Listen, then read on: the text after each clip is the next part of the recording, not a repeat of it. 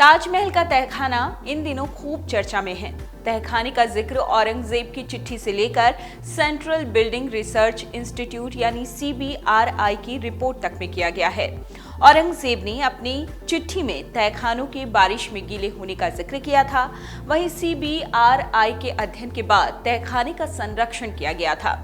CBRI ने अपनी report में तहखाने में दीमक के उपचार के लिए कदम उठाने की आवश्यकता जताई थी। उसने ताजमहल को सुरक्षित करार दिया था। शाहजहां ने ताजमहल का निर्माण 1632-1653 के बीच कराया था, यानी 1632 से 1653 के बीच इस आलीशान इमारत का निर्माण हुआ था। मुख्य मकबरे का निर्माण हुआ था 1632 से 1648 के मध्य और ताजमहल की नींव कुओं और साल की लकड़ी पर बनी हुई है। औरंगजेब ने शाहजहां को 8 दिसंबर 1652, जो तारीख है हिजरी के हिसाब से वो है 8 मुहर्रम 1063 हिजरी, इसको एक चिट्ठी लिखी थी। इस पत्र का जिक्र सईद अहमद की पुस्तक मुरक्काए अकबराबाद, SAN नदवी की पुस्तक रुक्काते आलमगीर और भारतीय पुरातत्व सर्वेक्षण के पूर्व निदेशक D दयालन की किताब ताजमहल एंड इट्स कन्वर्सेशन में मिलती है। औरंगजेब के शाहजहां को भेजे गए पत्र के अनुसार बरसात में समाधि के ऊपर बना गुंबद उत्तर की ओर यानी यमुना किनारे की तरफ 2 स्थानों पर रिसता था। ठीक इसी प्रकार 4 मेहराब फाटक, कई मेहराबदार कोने, दूसरी मंजिल के 4 छोटे गुंबद, उत्तर की ओर 4 दालान और छोटे कमरे, 7 मेहराबी कुर्सी के गीले होने की बात कही गई है। इसमें छोटे कमरे, 7 मेहराबी कुर्सी का आशय है तहखाना। ब्रिटिश सरकार के रिकॉर्ड में साल 1874 में अलेक्जेंडर की रिपोर्ट से ये तहखाना आया था। ASI के पूर्व निदेशक D दयालन की पुस्तक ताजमहल एंड इट्स कन्वर्सेशन में ताजमहल की मजबूती की परख को लेकर जो अध्ययन हुए हैं उसमें भी ताजमहल के तहखाने का उल्लेख है। 1990 में सेंट्रल बिल्डिंग रिसर्च इंस्टीट्यूट ने उत्तरी दीवार के पास जमीन के स्तर से 105 मीटर की गहराई तक जमीन के नीचे भूमि की परतों का अध्ययन किया था और इसमें उत्तर पूर्वी मीनार में बेसमेंट से लेकर ऊपर तक का अध्ययन करने का हवाला देकर पत्थरों के जॉइंट अच्छी तरह से जुड़े होने की बात कही गई थी। चमेली फर्श से नीचे तहखाने में दीमक होने का हवाला देकर उपचार की सलाह भी दी गई थी। ताजमहल में सभी जगह नेचुरल फ्रीक्वेंसी 1.5 हर्ट्ज मिली थी। भूकंप आने पर जमीन हिलने पर भी इस स्थिति को उसका दबाव झेलने में सक्षम बताया गया था।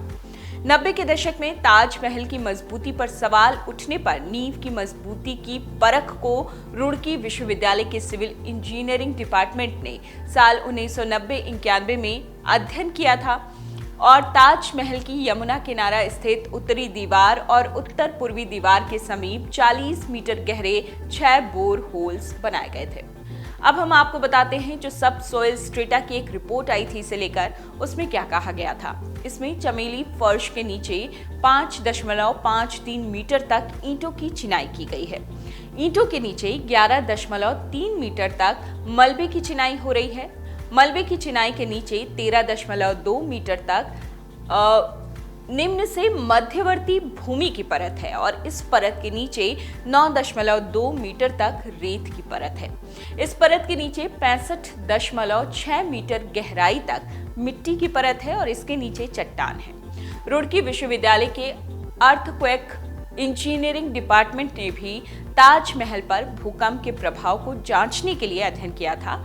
RN दुबे, शशि के ठक्कर, आकाश गुप्ता के अध्ययन का पेपर 11वीं world conference on earthquake engineering में पेश भी किया गया। इसमें ताजमहल के नीचे मिट्टी की विभिन्न परतें होने से भूकंप का ताजमहल पर अधिक प्रभाव नहीं होने की बात साफ साफ कही गई। देश के आजाद होने से पहले ताजमहल के गुंबद में दरार को लेकर उसकी मजबूती पर सवाल जरूर उठे थे। तब सरकार ने मुख्य मकबरे पर 12,000 टन के गुंबद के भार से पड़ने वाले दबाव का अध्ययन कराने को एक advisory committee on the restoration and conversation of Taj Mahal बनाई थी। समिति की रिपोर्ट 1942 में आई। समिति ने इमारत को सुरक्षित बताया। दरार के लिए उसने प्राकृतिक कारणों और गुंबद के दबाव को मुख्य वजह बताया था। रिपोर्ट के बाद ताजमहल की मरम्मत की गई। तो हमने इस रिपोर्ट के जरिए आपको बताया कि ताजमहल के तहखाने में क्या है, कब कब उसकी मरम्मत की बात सामने आई। ताजमहल के तहखाने के क्रैक होने की भी बात सामने आ रही थी। ताजमहल के तहखाने को लेकर ये भी बात सामने आ रही थी कि दीमक लग गया है। ये सारे विवाद जब आए, इन सारे विवादों के बीच क्या रिपोर्ट आई, क्या कहा गया, क्या सर्वे हुआ, क्या अध्ययन हुआ, वो हमने आपको बताया। अब ताजमहल के इन तहखानों को खोलने के लिए लगातार आवाज उठने लगी है। ये भी कहा जा रहा है कि ताजमहल के उन 22 कमरों को भी खोला जाए जो बंद है, नीचे तहखाने को भी खोला जाए। इसे लेकर भी अब लोग जो हैं आवाज उठाने लगे हैं और बाकायदा इस मुद्दे को लेकर कोर्ट भी गए हैं, लेकिन कोर्ट ने इससे साफ इनकार कर दिया। तो ताजमहल को लेकर जो भी विवाद जारी है उसकी पल पल की अपडेट्स हम आप तक पहुंचाते रहेंगे। Video desk amarujala.com।